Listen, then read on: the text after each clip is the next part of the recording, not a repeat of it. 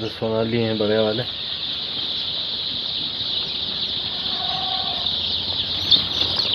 देखो ये कड़कनाथ, पूरी काली स्किन है इसकी।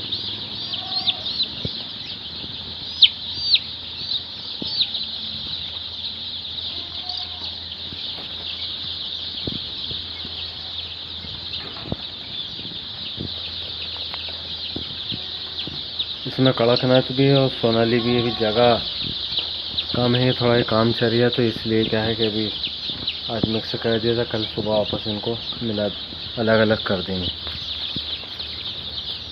तो सोनाली ऐसा होता है।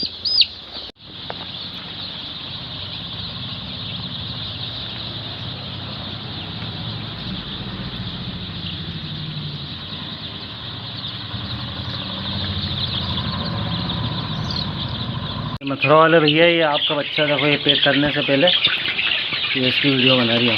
ये बक्से के अंदर पैक होंगे। ठीक है साहब।